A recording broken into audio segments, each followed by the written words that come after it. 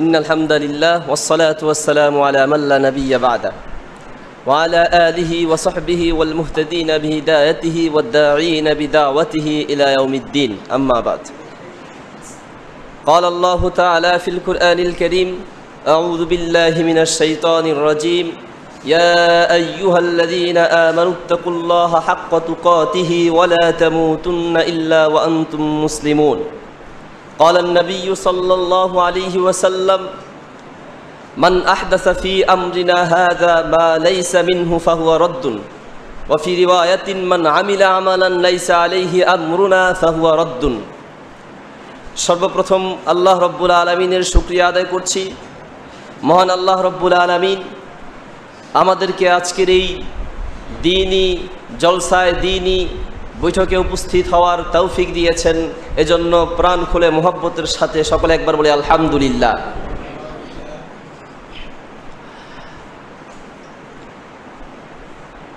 ইমাম বুখারী রাহিমাহুল্লাহ সহিহ বুখারীর প্রথম খণ্ডের 16 নম্বর পৃষ্ঠায় একটি বাব রচনা করেছেন, আল ইলমু ক্বাবলাল কওলি ওয়াল আমালি।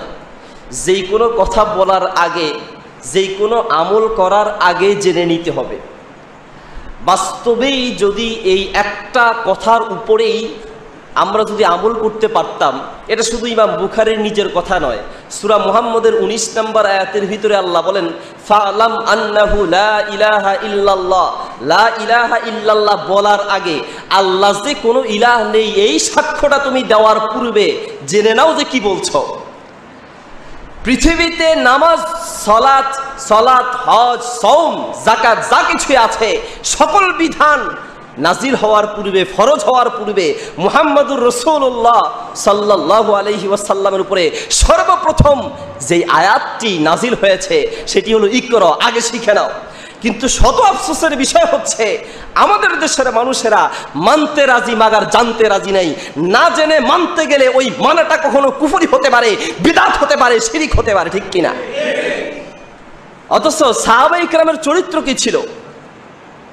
সূরা আহজাবের 56 নম্বর আয়াতের ভিতরে তামাম পৃথিবীর সমস্ত ঈমানদারদেরকে লক্ষ্য করে আল্লাহ একটি আয়াত নাজিল করলেন, ইয়া আইয়ুহাল্লাযীনা আমানু, হে যারা ঈমান এনেছো, সাল্লু আলাইহি ওয়া সাল্লিমু তাসলিমা, তোমরা নবীর উপরে দুরূদ পড়ো, নবীকে সালাম দাও।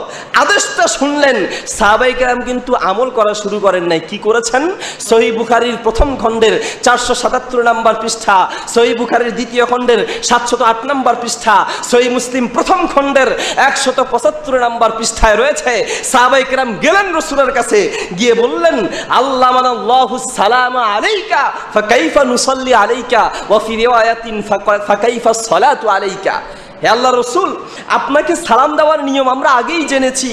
যেমন আমরা আত্তাহিয়াতুর ভিতরে পড়ি আসসালামু আলাইকা আইয়ুহান নাবিয়্যু, তার মানে সালাম দেওয়ার পদ্ধতি আমরা আগে জেনেছি।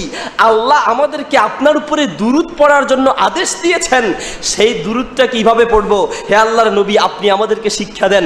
মুহাম্মদুর রাসূলুল্লাহর কাছে সাহাবায়ে কেরাম গিয়ে দুরূদ শিখতে চাইলেন, কারণ তারা জানতেন যে দুরূদ নিজের মন মতো পড়লে হবে না, বরং মুহাম্মদুর রাসূলুল্লাহ যেভাবে শিক্ষা দিয়েছেন ওভাবে পড়লেই সওয়াব পাওয়া যাবে, ওভাবে পড়লেই আল্লাহর কাছে গ্রহণযোগ্য হবে। সহিহ বুখারীর প্রথম খণ্ডের 371 নম্বর পৃষ্ঠা, সহিহ মুসলিমের দ্বিতীয় খণ্ডের 77 নম্বর পৃষ্ঠা, মিশকাতের 27 নম্বর পৃষ্ঠায় রাসূলুল্লাহ বলেন মান আহদাসা ফি আমরিনা হাযা মা লাইসা মিনহু ফাহুয়া রাদ্দুন ওয়া ফি রিওয়ায়াতিন মান আমিলা আমালান লাইসা আলাইহি আমরুনা ফাহুয়া রাদ্দুন। কেউ একটা আমল করলো, কেউ একটা দুরূদ পড়লো, কেউ দোয়া করলো, কেউ সালাত আদায় করলো, যে যাই করুক না কেন এর পক্ষে যদি মুহাম্মদুর রাসূলুল্লাহর হাদিস না থাকে, আল্লাহর কোরআনের কোনো দলিল না থাকে, আল্লাহর রাসূল বলেন ফাহুয়া রাদ্দুন, তা পরিত্যাজ্য, কখনোই আল্লাহর কাছে গ্রহণযোগ্য হবে না। এই জন্য আমাদেরকে বুঝতে হবে যে আমি যে আমল করছি ছোটবেলার থেকে দেখে আসতেছি, এই আমলটা আসলে কোরআন সুন্নায় আছে কিনা। সাহাবায়ে কেরাম রাসূলের কাছে গেলেন, রাসূল তাদেরকে শিক্ষা দিলেন আল্লাহুম্মা সাল্লি আলা মুহাম্মাদি ওয়া আলা আলি মুহাম্মাদ কামা সাল্লাইতা আলা ইব্রাহিম, যে দুরূদটা আমরা আমরা সালাতের ভিতরে পড়ি, নামাজের ভিতরে পড়ি। নামাজ এই জন্যই বলছি যে অনেকে হয়তো সালাত বললে বুঝবেন না, আসলে হাদিসের ভাষায়, কোরআনের ভাষায় এটাকে সালাত বলা হয়েছে, নামাজ না। তো না বুঝবেন না বিধায় বুঝার জন্য বলছি। তো এই নামাজের ভিতরে আমরা যে দুরুদটা পড়ি, এই দুরুদের কথা রাসূল বলেছেন। এছাড়াও যে সকল দুরুদ হাদিসে আছে সেগুলো পড়া যাবে। কিন্তু আশ্চর্যের বিষয় হলো আমাদের দেশে দুরুদের একটা বাজার বসেছে। এক বক্তা এক রকমের দুরুদ, মিলাদে এক রকমের দুরুদ, মাহফিলে চা খাওয়ার কিছু দুরুদ আছে। চা খাওয়ার, বক্তার গলা শুকিয়ে গিয়েছে, চা খাবে, এই জন্য দুরুদ পড়তে লাগাই সালাতুনিয়া বলে বক্তা চা খাচ্ছে আর শ্রোতারা দুরুদ পড়তেছে। শ্রোতারা মনে করেছে বাপরে বাপ কি আশেকে নবীরে, কি নবীর প্রেমিক, 2 মিনিট পর পর দুরুদ পড়ে। আমি বলি এটা হলো চালাকি, এটা চা খাওয়ার জন্য একটা চালাকি, এটা নবীর প্রেমিকের পরিচয় নয়। যদি সে নবীর প্রেমিক হইতো সে তো দুরুদ পড়তো, সে চা খায়, আপনাদেরকে দুরুদ পড়তে লাগাইয়া দিছে, আপনারা দুরুদ পড়তেছেন আর নিজে বসে বসে চা খায়, ঠিক কিনা? মুসলমান, বলতে চাচ্ছিলাম যে এই জন্য আসলে যেই কোনো দুরুদ, এমনকি যে কোনো ইবাদত মনে চাইলেই যেভাবে সেইভাবে করা যাবে না। সারা বছর সারা জীবন ধরে আপনি একরকম ইবাদত করে আসতেছেন, আসলে এই ইবাদতের পক্ষে কোরআন সুন্নাহ আছে কিনা, কতটুকু আমরা যাচাই বাছাই করেছি, আসলে কি করেছি কিনা, আসলে করি নেই। এই জন্য ইমাম বুখারী রাহিমাহুল্লাহ একটি কথা বলেছেন, এত সুন্দর কথা বলেছেন। বুখারীর প্রথম খণ্ডের 16 নম্বর পৃষ্ঠায়, আল ইলমু ক্বাবলাল কওলি ওয়াল আমালি, যে কোনো কথা বলার আগে একটু চিন্তা করো এই কথাটা বলা যাবে কি যাবে না। আমরা অনেক কথা বলছি, অনেকগুলো কথা বলছি, যেই কথা আমার ঈমান নিয়ে যেতে পারে, যেই কথায় আমার পাপ হতে পারে, কিন্তু আমাদের খবর নাই। একটা ছেলে পরীক্ষা দিতে যাবে, তো মা বাপ ছেলেটাকে বলে, বাবা পরীক্ষা দিতে যাওয়ার সময় ডিম খেয়ে পরীক্ষা দিতে যেও না। কেন? পরীক্ষা দিতে যাওয়ার সময় যদি ডিম খেয়ে পরীক্ষা দিতে যাও, পরীক্ষার মধ্যে তুমি আন্ডা পাইবা, ঠিক কিনা? ছোটবেলায় আমরা দেখেছি জোড়া কলা আছে না, জোড়া কলা, কাউকে জোড়া কলা খাওয়ানো যায় না, জোর করেও জোড়া কলা খাওয়ানো যায় না। কেন? সে মনে করেছে কেউ যদি জোড়া কলা খায় তাহলে ছেলে মেয়ে নাকি একত্রে দুটা হবে, এই জন্য ভয়ে জোড়া কলা খায় না। ফরিদপুর মাহফিল করে নামলাম স্টেজ থেকে, তো আমাকে 1 চামচ পায়েস দিয়েছে, পায়েস 1 চামচ দেওয়ার পরে বললাম যে আমাকে আর দিতে হবে না, হয়েছে, আমার পেট ভরে গেছে। না হুজুর 2 চামচ খান, 1 চামচ খেয়ে চলে গেলে আপনি বিপদে পড়বেন। মায়েরা ছেলেদেরকে ভাত দেয়, 1 লোকমা খেয়ে চলে যেতে চাইলে না তুমি পানিতে পড়ে মরবা, 2 লোকমা খাও, খাইলে 2 লোকমা খাইতে হয়, নাউজুবিল্লাহ, 1 লোকমা খাইলে নাকি মারা যাবে। যাই হোক, এই ধরনের বহু কথা। ছোটবেলা একবার আমার দাঁত পড়েছে, তো আমার ভাইয়া বলতেছে, ভাইয়া তোমার এই দাঁতটা নিয়ে ইঁদুরের গর্তের কাছে যাও, ইঁদুরকে বলো, ইঁদুর ভাই আমার এই দাঁতটা নিয়ে তোমার একটা ভালো দাঁত আমাকে দাও, বলে কিনা আপনাদের দেশে? অথচ আল্লাহ বলেন সূরা শুআরার 213 নম্বর আয়াত, সূরা কসাসের 88 নম্বর আয়াত, সূরা জিনের 18 নম্বর আয়াতে, ফালা তাদউ মা আল্লাহি ইলাহান আখর। মুসলমান শোনো, আল্লাহ ছাড়া আর কোন ব্যক্তির কাছে, আল্লাহ ছাড়া আর কোন মুর্দার কাছে, আল্লাহ ছাড়া আর কোন কবরে শায়িত ব্যক্তির কাছে সাহায্য চেও না। আর আমরা মনে করি যে বিপদে পড়েছি, একদরে ওই মাজারে যাও, একদরে সেই মাজারে যাও। একটা মাহফিল থেকে নামলাম, একজন এসে বলতেছে, হুজুর কোন একটা তদবির দেওয়া যাবে যেই তদবিরের দ্বারা আমার ছেলে মেয়ে হবে? আমি কই আপনার ছেলে মেয়ে হওয়ার তদবিরও আমার কাছে নাই, আপনার বউর ছেলে মেয়ে হওয়ার তদবির আমার কাছে নাই, ছেলে মেয়ে দেওয়ার মালিক আল্লাহ। আর একজন এসে বলতেছে অমুক মাজারে চলে যান, সেখানে গিয়ে যদি মানত করে দোয়া করতে পারেন বাবার কাছে, বাবা ছেলে মেয়ে দিতে পারে। নাউজুবিল্লাহ বলবেন না? মুসলমান, আপনাদের দেশে গরু ছাগলের বাচ্চা হয় না? গরু ছাগল বিড়াল কুকুর সবাই বাচ্চা হয়। কোনো গরু ছাগল, কোনো বিড়াল, কোনো কুকুরকে, কোনো পশুকে দেখলাম না নিজের বাচ্চার জন্য কোনো একটা মাজারে গিয়ে সন্তান চাইতে, দেখেছেন? এরপরও তাদের বাচ্চা হয় কিনা? একটা পশু বুঝতো যে বাচ্চার জন্য মাজারে যাইতে হয় না, বাচ্চা মাজারে না গেলেও হয়। আর মানুষ হয়ে বুঝতো না, মানুষ বুঝেছে যে হ্যাঁ আমার বিপদ দূর করার জন্য, আমার সন্তানের জন্য যাইতে হবে মাজারে। সূরা আরাফের 179 নম্বর আয়াতে আল্লাহ বলেন, উলাইকা কাল আনআম বাল হুম আদল। এই পৃথিবীতে কিছু মানুষ আছে দেখতে মানুষের মতো, চেহারায় মানুষের মতো, চাল চলনে মানুষের মতো। আল্লাহ বলে বাল হুম আদল, দেখতে মানুষ হলেও কাজে কারবারে এরা পশুর চাইতেও খারাপ। কারণ এদের চরিত্র, এদের স্বভাব, এদের আমল অনেক ক্ষেত্রে পশুকে পর্যন্ত হার মানায়। পশু বুঝতো যে বাচ্চা কোনো মাজার দিতে পারে না, আর মানুষ হয়ে তুমি বুঝদা না, তুমি মাজার গিয়ে সন্তান চাও। আল্লাহ বলে বাল হুম আদল, তুমি পশুর চাইতেও খারাপ। যাই হোক, বলতে চাইছিলাম এই জন্য যে কোনো আমল করার আগে একটু জেনে নিতে হবে যে এই আমলগুলা করা যাবে কি যাবে না, এই আমলগুলা করা যাবে কি যাবে না একটু চিন্তা করতে হবে, ঠিক কিনা? কিন্তু আমাদের দেশের মানুষের সামনে যখন কোরআন সুন্নাহ দিয়ে কোনো আলোচনা করা হয় অথবা কোরআন সুন্নাহ ভিত্তিক কোনো একটা যে কথাটা আপনি সারা জীবন শুনেন নাই এরকম কোনো কথা কোরআন এবং সহিহ হাদিস থেকেও দেখানো হলে কিছু মানুষ বলে যে বাপ দাদারা করে এসেছে, সারা জীবন ধরে দেখেছি বাপ দাদারা একরকম বলে এসেছে, এখন দেখতেছি অমুক ভাই উল্টা বলতেছে, নতুন কথা বলতেছে, অমুক বক্তা নতুন কথা বলতেছে। বাপ দাদারা কি ভুল করেছিল নাকি? বাপ দাদারা যা করেছে আমরা তাই করব, কিছু মানুষ এরকম কথা বলে, ঠিক কিনা? মুসলমান সময় খুবই সংক্ষিপ্ত, তাই সংক্ষেপে বলতেছি। সূরা বাকারা 170 নম্বর আয়াত, সূরা মায়েদার 104 নম্বর আয়াত, সূরা লোকমানের 21 নম্বর আয়াত এবং সূরা আম্বিয়ার 53 নম্বর আয়াতের ভিতরে আল্লাহ বলেন এই পৃথিবীতে যখনই হককে সামনে তুলে ধরা হয় তখনই বাপদাদাদের দলিল দেয়। এটা কোনো মুসলমানের চরিত্র নয়, বাপদাদাদের দলিল দিয়ে হক থেকে দূরে থাকা এটা মুশরিকদের চরিত্র, কোনো মুসলমানদের চরিত্র নয়। সূরা আম্বিয়ার 53 নম্বর আয়াতের ভিতরে আল্লাহ বলেন ক্বালা লি আবিহি ওয়া কওমিহি মা হাযিহি তামাসিলুল্লাতী আনতুম লাহা আকিফুন। ইব্রাহিম আলাইহিস সালাম তার সম্প্রদায়ের লোকদেরকে বলেছিল যে তোমরা কেন এই মূর্তি পূজা করতেছো, মূর্তির সামনে কেন মাথা নত করতেছো, মূর্তিকে কেন অবিচল ভাবে ধরে আছো, আকিফুন কেন অবিচল ভাবে ধরে আছো? তখনকার যুগের মুশরিকরা বলেছিল ক্বালু ওয়াজাদনা আবাআনা লাহা আবিদিন, আমরা আমাদের বাপদাদাদেরকে দেখেছি বাপদাদারা এই মূর্তি পূজা করত, এই জন্য আমরাও মূর্তি পূজা করি, সুতরাং ইব্রাহিম তোমার কথা মানবো না। ইব্রাহিম আলাইহিস সালামের কথা না মেনে বাপদাদাদের দলিল দিয়ে বাপদাদাদের আদর্শের উপরে থেকেছিল, এটা কি মুসলমানদের চরিত্র না মুশরিকদের চরিত্র? মুশরিকদের চরিত্র। সুতরাং ওই দলিল দিয়ে কোনো লাভ নেই, যুক্তি দিয়ে ইসলাম চলে না, যুক্তি দিয়ে অন্য ধর্ম চলে। আমি একবার চুল কাটার জন্য এক হিন্দু দোকানে গিয়েছিলাম, ওই হিন্দু নাপিত আমাকে বুঝাতে গিয়ে বলতেছিল যে মুসলমানদের একটা জিনিস ভালো লাগে না, কেন? মুসলমানরা গরুর গোস্ত খায়, গরু হইল মা, গরুর দুধ খায়, আবার গরুর গোস্ত খায়। আমি বললাম কেমনে বুঝলেন আপনি? হ্যাঁ আমরা তো গরুর গোস্ত খাই না। আমি আপনারা গরুর গোস্ত খান না কেন? গরুর গোস্ত এই জন্য খাই না, গরু আমাদের মা। তো আমি বললাম ঠিক আছে, আমি আপনাদেরকে দুইটা প্রশ্ন করব। এক নম্বর প্রশ্ন হলো গরুর গোস্ত খান না কেন? গরু আপনাদের মা, ভালো কথা, কিন্তু ছাগলের গোস্ত খান কিনা? হ্যাঁ খাই। তো ছাগলের তো আপনারা দুধ খান, ছাগলের দুধ খাওয়ার কারণে ছাগল কি মা হয়েছে না আব্বা হয়েছে? গরুর দুধ খাওয়ার কারণে গরু মা হলো, এই জন্য গরুর গোস্ত খাওয়া যায় না। ছাগলের দুধ খাওয়ার কারণে ছাগল কি মা না আব্বা? ছাগলের গোস্ত খাওয়া যায় হলো কি করে বলেন? আচ্ছা ভালো কথা, গরুর গোস্ত খান না, কিন্তু গরুর চামড়া দিয়ে জুতা বানায়, চামড়ার জুতা, ঠিক কিনা? গরুর গোস্ত খাওয়া হারাম, মায়ের গোস্ত খাওয়া হারাম, কিন্তু মায়ের চামড়া দিয়ে জুতা বানালো, ওই জুতা পায়ে পড়া যায় হলো কি করে বলেন? হুজুর সব ধর্মেই এরকম কিছু এদিক সেদিক ভুল টুল থাকতেই পারে। আমি কই না এটা আপনাদের কথা, বলেন তো রেফারেন্সটা দেন।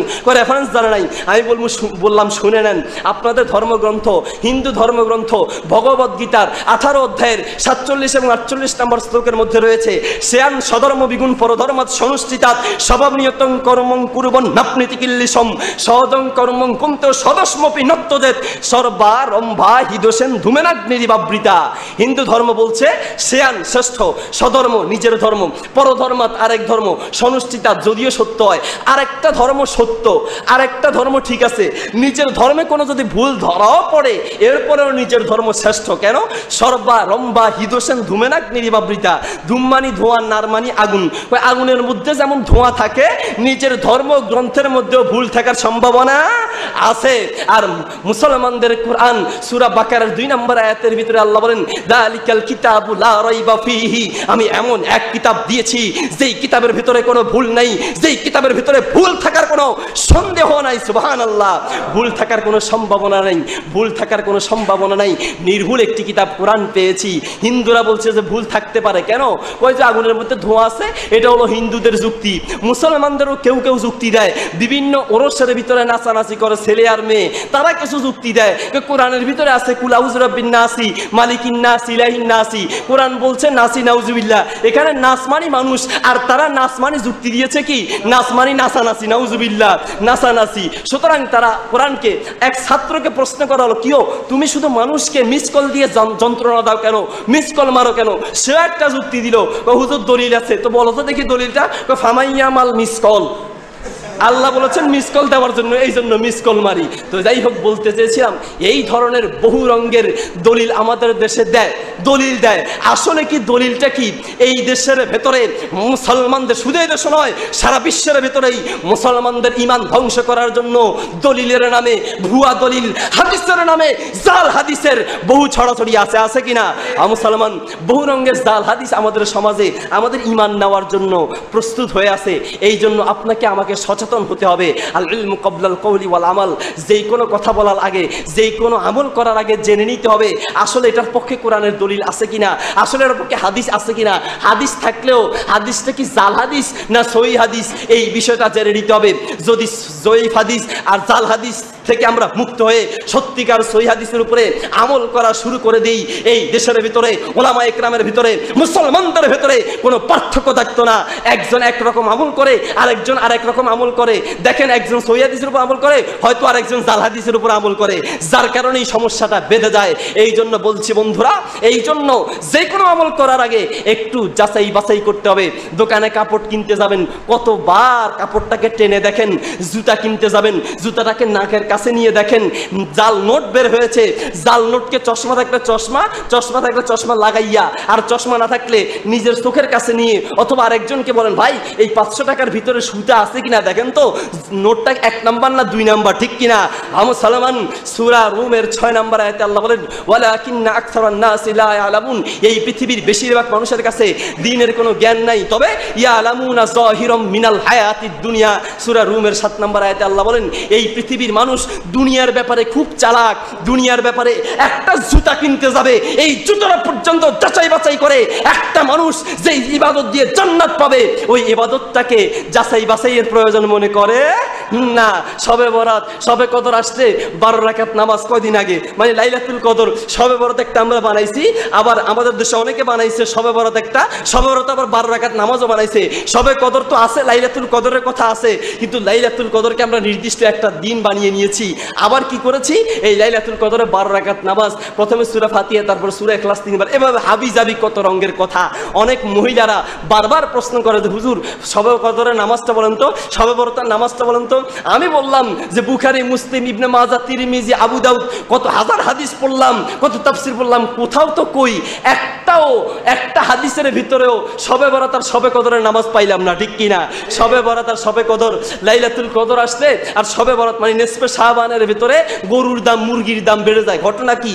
ঘটনা হলো ওই যে হুজুর ওয়াজ করেছেন আজকে যদি ভালো খাওয়া যায় তাহলে বছরের সারা দিন ভালো খাওয়া যাবে, সারা বছর ভালো খাওয়া যাবে। একদিন যদি ভালো খাওয়া যায়, ছোটবেলার থেকে দেখেছি একদিন ভালো খেয়েছি, কই একদিন, মানে শবে বরাত আর শবে কদরে ভালো খাওয়ার কারণে সারা বছর ভালো খাইছি। আমার জীবনে তো হয় নাই, আপনাদের হয়েছে। সুতরাং এই সমস্ত কথা মিথ্যা কথা। আপনার ঈমানকে নেওয়ার জন্য পৃথিবীর বুকে বহু রঙের ষড়যন্ত্র চলছে।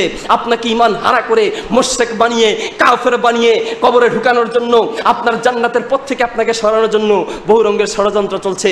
মুহাম্মদুর রাসূলুল্লাহ সাল্লাল্লাহু আলাইহি ওয়াসাল্লাম বলেছেন তারাকতু ফীকুম আমরাইন লান তাদিল্লু মা তামাসসাকতুম বিহিমা কিতাবাল্লাহি ওয়া সুন্নাত রাসূলি। I am leaving for you 2 things, the Quran and the Sunnah. You will never be led to an evil path if you follow these 2 things strictly বিতামাসসুকি। শক্তভাবে, মজবুতভাবে যদি দুটি জিনিসকে আঁকড়ে ধরতে পারো, পৃথিবীর কেউ তোমাকে পথভ্রষ্ট করে জান্নাতের পথ থেকে সরিয়ে জাহান্নামী করতে পারবে না। সেই দুটি জিনিস হলো, 1 আল্লাহর কোরআন, 2 মুহাম্মদুর রাসূলুল্লাহ সাল্লাল্লাহু আলাইহি ওয়াসাল্লামের সুন্নাহ। এই রাসূলের হাদিস এবং আল্লাহর কোরআনকে যদি সত্যিকার মজবুতভাবে আঁকড়ে ধরতে পারি, এখন সাধারণ মানুষ যারা, তারা বলবেন যে হুজুর আমরা তো মাদ্রাসায় পড়তে পারি নাই, দাওরাও পড়ি নেই, আর কামেলও পড়ি নেই, হাদিস পড়বো কোত্থেকে? আপনাদের জন্যই হাদিসের কিতাবাদির বাংলা অনুবাদ হয়েছে। আপনাদের জন্যই আলহামদুলিল্লাহ বিভিন্ন ভাইয়েরা কোরআনুল কারীমের ভিতরে, কোরআনুল কারীমের তাফসীর বাংলা করেছে, কোরআনের বাংলা করেছে। আর বিশেষ করে সূরা নাহলের 43 নম্বর আয়াতের ভিতরে আল্লাহ বলেন ফাসআলু আহলা যিকরি ইন কুনতুম লা তা'লামুন। যদি কোনো বিষয় তোমাদের জানা না থাকে, যারা জানে তাদের কাছ থেকে জেনে নাও। আপনারা যেন সত্যিকার হক্কানি আলেমদের থেকে জেনে নিতে পারেন। আপনাদের জন্যই এই ভাইয়েরা islamic.com, zumarkhutbah.com, আরো বিভিন্ন ইসলামিক ওয়েবসাইটগুলো আপনাদের জন্য, আপনাদের হাতে, আপনাদের পকেটে, মানে আপনাদের মোবাইলের ভিতরে পৌঁছানোর জন্য অক্লান্ত পরিশ্রম করে যাচ্ছে। আমরা তাদের জন্য দোয়া করি, আল্লাহ তাদের এই পরিশ্রমকে কবুল করুক। সবাই বলেন আমিন। সুতরাং বলতে চাচ্ছিলাম যে একটু একটু সচেতন হতে হবে যে আসলে সারা জীবন ধরে করে আসতেছেন এটা কোনো দলিল না, সারা জীবন দেখেন নাই এটা কোনো কথা না, সারা জীবন আপনি বহুত কিছুই দেখেন নাই। আচ্ছা, আপনাদের দেশে গ্যাস আছে? গ্যাস আছে? আচ্ছা, গ্যাসটা কি আগে ছিল? ছিল। যদি না থাকে কার বাপের ক্ষমতা এগুলাকে তৈরি করা? ছিল। মাগের আবিষ্কার করার মতো মানুষ ছিল না। মুসলমান, যেই কথাটা এখন সহি হিসেবে আপনি শুনতেছেন, যেই কথাগুলো নতুন শুনতেছেন, এগুলো কোরআন সুন্নাহর ভিতরে আগেও ছিল, কিন্তু এগুলোকে উদ্ঘাটন করার মতো স্কলার, সত্যিকার আলেমের অভাব ছিল, ঠিক কিনা? যার কারণে আমাদের কানে আসে নাই। এখন এসেছে, এখন ইসলাম বুঝা বড়ই সহজ, তবে বুঝতে চাওয়ার মানুষের অভাব, ঠিক কিনা? আমার বাসায় ল্যাপটপ আছে, ল্যাপটপের ভিতরে 25 থেকে 30 হাজার কিতাব আছে। আমার এই মোবাইলটার ভিতরে কয়েক হাজার কিতাব আছে। এই কিতাবগুলোর ভিতরে আপনি যদি একটা হাদিসকে সার্চ দিয়ে দেখতে চান, হাদিসটাকে সহি না জয়ীফ, জয়ীফ হলে কেন জয়ীফ, হাদিসটাকে সহি না জাল, জাল হলে কেন জাল, সবগুলাই এখন বোঝা সম্ভব, ঠিক কিনা? আপনি একটা আলেমের বয়ান শুনতে চান, লেকচার শুনতে চান, আগে বহুদূর মাহফিলে গিয়ে শুনতে হতো, এখন এই ওয়েবসাইটের মাধ্যমে এই লোকেরা আপনাদের পকেটে ঢুকিয়ে দিয়েছে। ইসলাম বুঝা এখন খুবই সহজ, ঠিক কিনা? অনেকে মনে করে যে আমরা তো মাদ্রাসায় পড়ি নাই, আমাদের কি আবার ইসলাম বুঝা সম্ভব নাকি? না না না, বুঝতেই হবে। মুসলমান দাবি করলে আপনাকে শিখতেই হবে। আমরা মনে করি বুখারী পড়া, মুসলিম পড়া, তিরমিজি পড়া, হাদিসের কিতাব পড়া এগুলো হলো হুজুরদের দায়িত্ব, কোরআন বুঝা এটা হলো হুজুরদের দায়িত্ব। আল্লাহ রসুল বলেন মেশকাতের 34 নম্বর পৃষ্ঠায়, তলাবুল ইলমি ফারিদাতুন আলা কুল্লি মুসলিম, তুমি যদি মুসলিম বলে নিজেকে দাবি করো তোমাকে শিখতেই হবে। আলা কুল্লি মুসলিম বলেছেন, আলা কুল্লি হুজুরিন বলেন নাই, প্রত্যেক হুজুরের পড়তে হবে এটা বলেন নাই, কি বলেছেন? আলা কুল্লি মুসলিম। মুসলমান দাবি করলেই তোমাকে জানতেই হবে, যেভাবে পারো, যেই পন্থায় পারো তোমাকে শিখতেই হবে, জানতেই হবে। জানার জন্য তোমাকে চেষ্টা করেই যেতে হবে। এই চেষ্টা করার জন্য যদি চেষ্টা করতে পারেন, মুহাম্মদুর রাসূলুল্লাহ আমাদের জন্য একটা সুসংবাদ দিয়েছেন। সহিহ বুখারীর প্রথম খণ্ডের 18 নম্বর পৃষ্ঠায়, তিরমিজির দ্বিতীয় খণ্ডের 118 নম্বর পৃষ্ঠায়, মেশকাতের 32 নম্বর পৃষ্ঠায় আল্লাহ রাসূল সাল্লাল্লাহু আলাইহি ওয়াসাল্লাম বলেছেন, মান সালাকা তরিকান ইয়ালতামিসু ফীহি ইলমান সাহালাল্লাহু লাহু তরিকান ইলাল জান্নাহ। যারা দ্বীন শিখার জন্য নিজের কাজকর্ম ছেড়ে দিয়ে কোনো একজন আলেমের কাছে, কোনো একজন সহি আকীদা সম্পন্ন দ্বীনদার ব্যক্তির কাছে এসে কোনো একটা মাসালা জানার জন্য অগ্রসর হলো, কোনো দ্বীনের কোনো জ্ঞান অর্জন করার জন্য চেষ্টা করলো, আল্লাহ রাসূল বলেন সাহালাল্লাহু লাহু তরিকান ইলাল জান্নাহ, তার জন্য আল্লাহ জান্নাতের পথকে সহজ করে দিবেন। সুবহানাল্লাহ।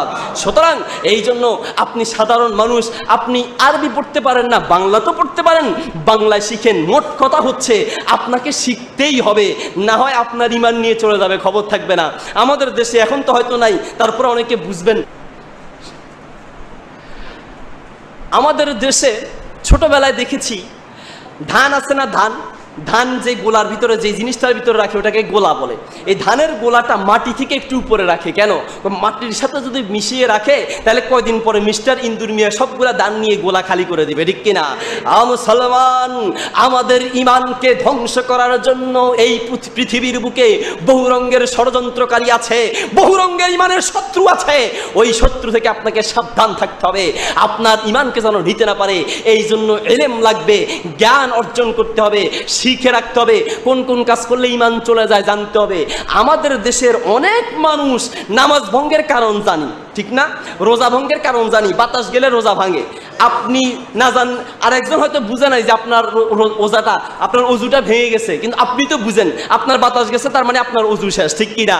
মুসলমান, অজু ভঙ্গের কারণ আমরা জানি, রোজা ভঙ্গের কারণ অনেকেই প্রশ্ন করি, তারপরে নামাজ ভঙ্গের কারণ কি কি প্রশ্ন করি, ইমান কোন কোন কারণে ভাঙ্গে আমরা অনেকেই প্রশ্ন করি না এবং জানতেও চাই না। নামাজ ভঙ্গের যেমন কারণ আছে, রোজা ভঙ্গের যেমন কারণ আছে, অজু ভঙ্গের যেমন কারণ আছে, ঠিক তেমনি ভাবে কিছু কাজ আছে যেই কাজগুলা করলে আপনার ঈমান চলে যাবে, কিন্তু শত আফসোসের বিষয় হচ্ছে ওই জিনিসগুলা জানার কোনো আগ্রহই আমাদের ভেতরে জাগ্রত হয়নি। সুতরাং বলতে চাচ্ছিলাম যে আমার যে কোন কোন কারণে ঈমান ভাঙে এই জিনিসগুলো জানতে হবে। কেউ একটা গরু মানত করলো, একটা ছাগল মানত করলো, অথবা একটা পশু মানত করলো, বিপদে পড়লেই তো আমাদের দেশে মানত করে, ঠিক কিনা? কোনো একটা মাজারের নামে একটা পশু মানত করলো, মানত করেছে সে কিন্তু খুব ভালো নিয়তে, কি আল্লাহও খুশি আবার মাজারওয়ালাও খুশি, ঠিক কিনা? ওই হিন্দুরাও মনে করে ভগবানও খুশি মূর্তিও খুশি, তারাও কিন্তু একজনকে খুশি করতে চায়, এদেরকে মাধ্যম ধরেছে। তো আমাদের দেশের কিছু মানুষের অবস্থা তাই। তো আপনি যে মানত করলেন কোনো মাজারের নামে, মানত করার সাথে সাথে কি অবস্থা হলো? আপনার ঈমানও গেল, এবং কি এতদিন পর্যন্ত যা আমল করেছেন সেগুলোও ধ্বংস হয়ে গেল, আপনার কিন্তু জানা নাই, ঠিক কিনা? কোনো মানুষ যদি বুঝতো যে মাজারের নামে আল্লাহ ছাড়ার কারণে আমি মানত করার কারণে আমার ঈমান ধ্বংস হয়ে যায়, যদি জানে, সে কোনোদিনও মানত করতো না। নিজের আমও গেল, সালও গেল। একটা কথা বলে না, আমও গেল, সালও গেল, আপনার পশুও গেল, গরুও গেল, ছাগলও গেল, সাথে সাথে আপনার ঈমানও শেষ, আমলও শেষ, কিন্তু আপনার খবর নাই। এই জন্য বলছিলাম আল ইলমু ক্বাবলাল কওলি ওয়াল আমাল, যে কোনো কথা বলার আগে একটু চিন্তা করতে হবে, যে কোনো আমল করার আগে চিন্তা করতে হবে। যে কোনো কথা মুখ দিয়ে, আল্লাহ রাসূল সাল্লাল্লাহু আলাইহি ওয়াসাল্লাম বলেছিলেন মানুষকে পিছন দিক থেকে ধাক্কা দিয়ে জাহান্নামে ফেলে দিবে মানুষের জিহ্বা। এই জিহ্বার কারণে বহু মানুষ জাহান্নামে যাবে, এই জিহ্বার কারণে বহু মানুষ জান্নাতের পথ থেকে সরে জাহান্নামী হতে বাধ্য হয়ে যায়। এই জিহ্বার কারণে আপনার জিহ্বাকে একটু হেফাজত করার চেষ্টা করেন। একটা মাহফিল থেকে নামলাম, আর একজন এসে বলতেছে, হুজুর আমরা আগে বলেছি দুটি সন্তানের বেশি নয়, একটি হলে ভালো হয়। হুজুর এখন বলতে হবে একটি সন্তানের বেশি নয়, না হলে ভালো হয়। আমি বললাম ঘটনা কি? তো ঘটনা হলো এটাই যে এখন মানুষ যেভাবে বাড়তেছে, একসময় মানুষ খাবার না পেয়ে মারা যাবে, না খেয়ে মারা যাবে। তাহলে কি করতে হবে? এখন একটা কাজ করতে হবে, ছেলে সন্তান হওয়ার দরজা জানালা সব বন্ধ করে দিতে হবে। আমি বললাম আমরা তো সেই আল্লাহর ইবাদত করি যিনি পৃথিবীর বুকে মানুষ সৃষ্টি করলে অবশ্যই সেই মানুষকে খাওয়াতে পারবেন, ঠিক কিনা? মুসলমান, সূরা হুদের 6 নম্বর আয়াতের ভিতরে আল্লাহ বলেন, ওয়ামা মিন দাব্বাতিন ফিল আরদি ইল্লা আলাল্লাহি রিজকুহা। এই পৃথিবীতে আমি আল্লাহ যে কোনো প্রাণী সৃষ্টি করি, যে কোনো মানুষ সৃষ্টি করি, ওই মানুষকে রিজিক দেওয়ার দায়িত্ব আল্লাহর হাতে, কোনো মন্ত্রীর হাতে নয়, কোনো মানুষের হাতে নয়। মানুষকে রিজিক দেওয়ার দায়িত্ব কার হাতে বলেন? আল্লাহর হাতে। ওই আল্লাহই রিজিক দিবেন, তবে কিভাবে দিবেন এটা আমাদের বুঝে আসে না। সূরা তালাকের 3 নম্বর আয়াতে আল্লাহ বলেন, ওয়ায়ারযুকুহু মিন হাইসু লা ইয়াহতাসিব। এমন জায়গা থেকে তোমার জন্য আল্লাহ রিজিকের ব্যবস্থা করবেন বান্দা তুমি কল্পনাও করতে পারবা না। তো আমি বুঝাতে গিয়ে অনেক সময় বলি যে আমাদের দেশে মানুষ বেড়েছে, মুরব্বীদেরকে যদি প্রশ্ন করা হয় যে আপনার ছেলে মেয়ে নাতি পুতি আর ছাতি মিলিয়ে আপনার সংসারের লোক কয়জন, সে বলবে ঘরে গিয়ে বালিশ গুনা ছাড়া বলা যাবে না, বালিশ গুনে আসলে বলতে পারবো, ঠিক কিনা? আগের তুলনায় মানুষ বেড়েছে, কিন্তু খাবার পায় নাই, না খেয়ে মারা গেছে। আমার কানে এখন পর্যন্ত এরকম সংবাদ আসে নাই, কারণ মানুষ বেড়েছে, আল্লাহ রিজিকের সাইজও বাড়িয়ে দিয়েছেন। যেমন আগে আমরা আমলকি খেয়েছি ছোট ছোট, ঠিক কিনা? এখন এক একটা আমলকি পাওয়া যায় পেয়ারার মতো বড় বড়, ঠিক কিনা? আগে আমরা ডিম খেয়েছি সাদা ডিম, এখন সাদা ডিমও পাওয়া যায়, লাল ডিমও পাওয়া যায়। মানুষ যদি আরো বাড়ে আল্লাহ হয়তো কালা ডিমের ব্যবস্থা করে দিবেন, সুবহানাল্লাহ, পারেন কিনা? সুতরাং আমরা আগে বড়ই খেয়েছি ছোট ছোট, এখন এক একটা বই পাওয়া যায় বাজারে আপেলের মতো বড় বড়। মানুষ বেড়েছে, সাইজও বাড়িয়ে দিয়েছেন। আল্লাহ বলে কত খাবি খা, খেতে খেতে শুয়ে যা, শোয়ার থেকে উঠে আবার খা, মাথা ঘুরালে আচার খা, না কমলে ডাক্তারের কাছে যা, তারপরেও খা, এরপরেও খা, মাগার আল্লাহর রিজিক কমবে না। যাই হোক, আমি আমার আলোচনা করে ফেলতেছি। আল্লাহ রাসূল সাল্লাল্লাহু আলাইহি ওয়াসাল্লাম বলেছিলেন সহিহ বুখারীর দ্বিতীয় খণ্ডের 371, প্রথম খণ্ডের 371 নম্বর পৃষ্ঠা, সহিহ মুসলিম দ্বিতীয় খণ্ডের 77 নম্বর পৃষ্ঠা, মিশকাতের 27 নম্বর পৃষ্ঠায় বলেছিলেন, মান আমিলা আমালান লাইসা আলাইহি আমরুনা ফাহুয়া রাদ্দুন। কেউ কোনো একটা আমল করলো, এই আমলের পক্ষে যদি কোরআনের দলিল না থাকে, এই আমলের পক্ষে যদি রাসূল বা সাহাবায়ে কেরামের কোনো সাপোর্ট না থাকে, দলিল না থাকে, ফাহুয়া রাদ্দুন, তা পরিত্যাজ্য।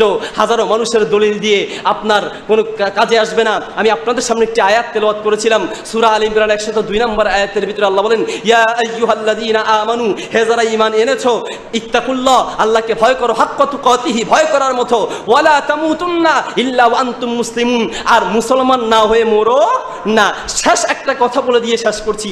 আমাদের দেশে মরার পরেও মুসলমান বানানো যায়, কয়েকটা পদ্ধতি আছে মরার পরে।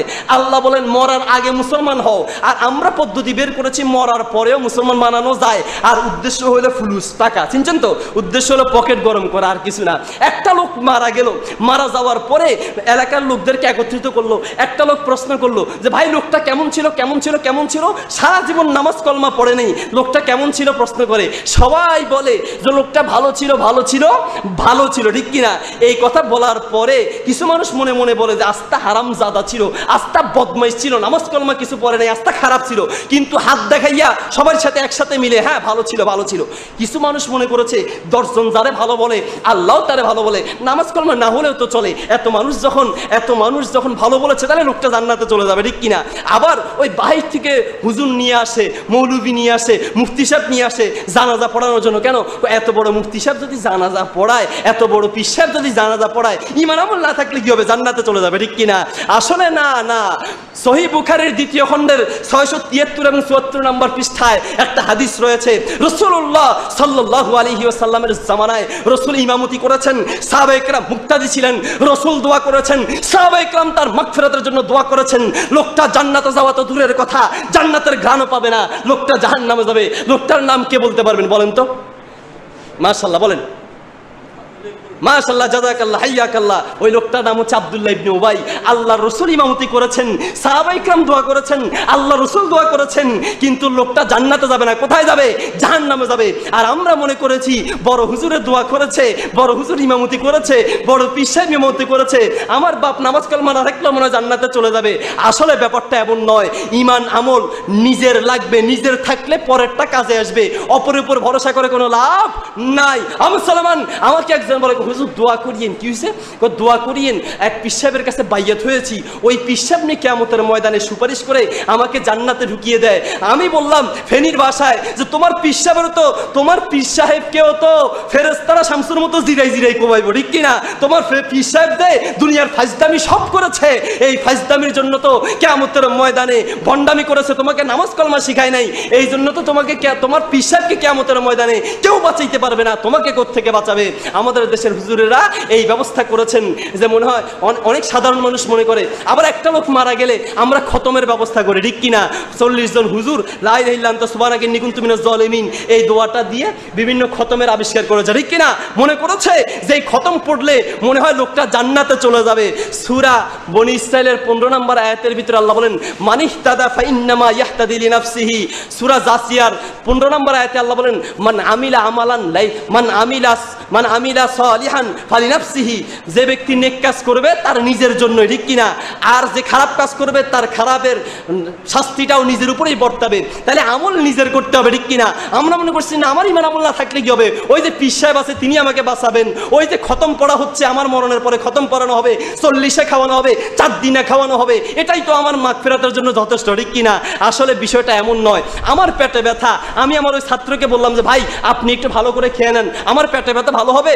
আমার খুব অসুস্থ, আমি ওষুধ বললাম যে হুজুর আপনি একটু ওষুধটা খেয়ে নেন, 20টা টাকা রাখেন, আপনি ওষুধ খান। আমার পেটে ব্যথা, আর একজন ওষুধ খেলে ভালো হবে? হবে না। আমার পেটে ব্যথা, আমাকে এই ওষুধ খেতে হবে, ঠিক কিনা? আমি গুনাহ করেছি, আমি অন্যায় করেছি, আমি দুনিয়ার 2 নাম্বারই সব করেছি, ক্ষমা আমাকেই আল্লাহর কাছে চাইতে হবে। আল্লাহ রব্বুল আলামিন আমাদের সবাইকে খাঁটি মুসলিম হয়ে, সত্যিকার মুসলিম হয়ে ঈমান আমল নিয়ে মৃত্যুবরণ করার এবং কি সত্যিকার জান্নাতি হিসেবে, খাঁটি মুসলিম হিসেবে মৃত্যুবরণ করার তৌফিক দান করুক। সুবহানাকাল্লাহুম্মা ওয়া বিহামদিক আশহাদু আল্লা ইলাহা ইল্লা আনতা আস্তাগফিরুকা ওয়া আতুবু ইলাইক।